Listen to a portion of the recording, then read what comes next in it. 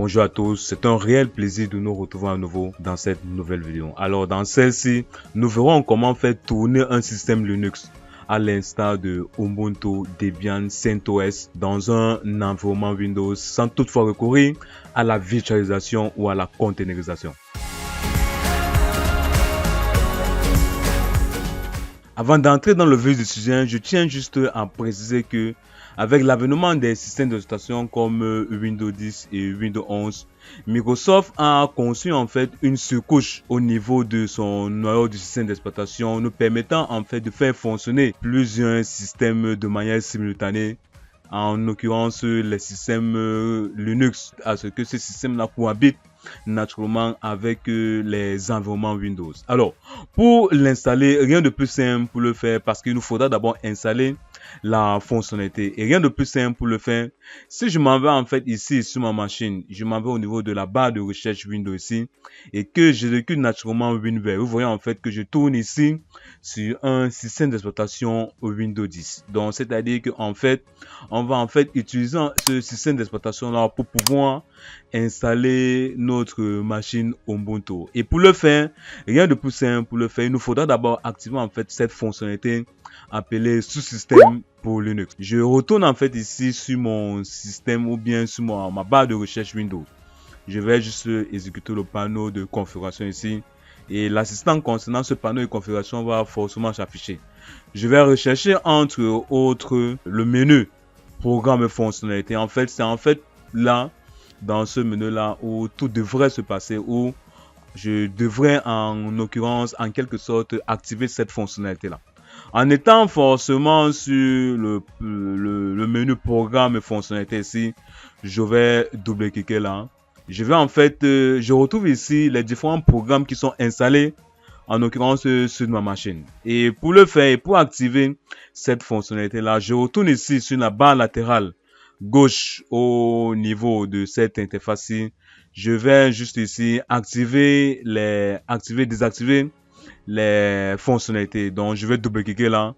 Il va un peu mijoter là le temps pour nous ou bien le temps pour la machine d'afficher les différentes fonctionnalités qu'on peut activer sur cette machine. Et je vais rechercher dans ces différentes fonctionnalités là le menu ou bien la fonctionnalité sous-système de Linux pour Windows. Du moment où je l'ai fait, je vais activer en fait cette fonctionnalité là avec la petite carte en fait ici que je vais cocher. Du moment où je l'ai coché ici, je vais cliquer sur OK. La machine ou bien le système va forcément demander de redémarrer forcément ma machine pour que cette fonctionnalité puisse en fait prise en compte. Donc je vais donc laisser faire et je vais essayer donc de cliquer sur OK pour en fait redémarrer la machine pour que cette fonctionnalité soit réellement effective sur celle-ci. Donc je vais un peu avancer la vidéo pour que celle-ci ne soit pas assez longue. Donc du moment où cette fonctionnalité a été installée, que ma machine a vraiment été redémarrée, il va falloir maintenant que j'installe un système d'exploitation.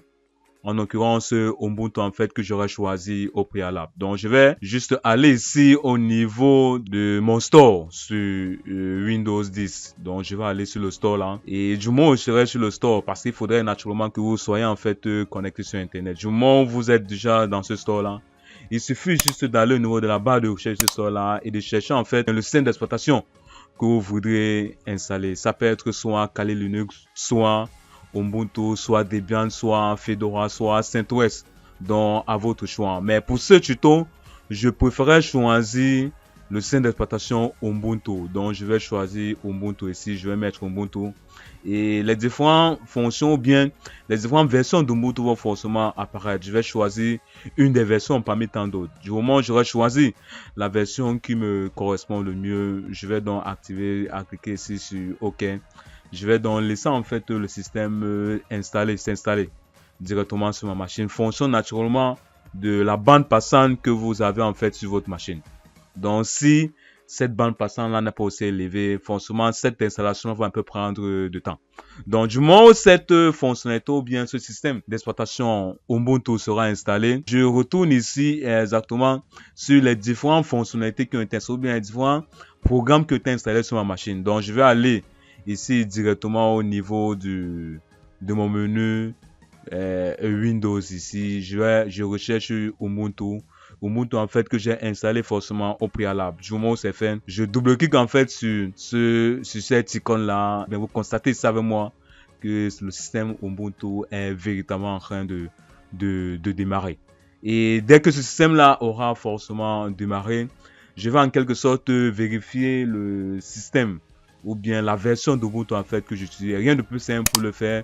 Il suffit juste d'aller ici au niveau de terminal, de son terminal Ubuntu ici, donc d'ouvrir une session au niveau de ce terminal là, de créer plutôt la commande hostname7il. Vous voyez qu'en écrivant la commande hostname7il ici, ça m'affiche évidemment le système d'exploitation Ubuntu sur lequel tourne cette machine. Donc voilà quasiment comment faire tourner un système d'exploitation Ubuntu ou bien Linux dans un environnement Windows. On arrive ainsi au thème de cette vidéo et dans celle-ci, vous avez mieux appréhendé le sous-système pour Linux naturellement sur Windows en fait qui nous permettrait de faire tourner un système Linux sans toutefois en recourir soit à des environnements virtualisés, soit à des environnements containerisés. Alors si cette vidéo vous a réellement comblé, n'oubliez donc pas de la liker, de la commenter massivement et de la partager au grand nombre afin que le contenu de cette chaîne soit assez référencé. Sur ce, on se dit forcément à bientôt pour une nouvelle vidéo.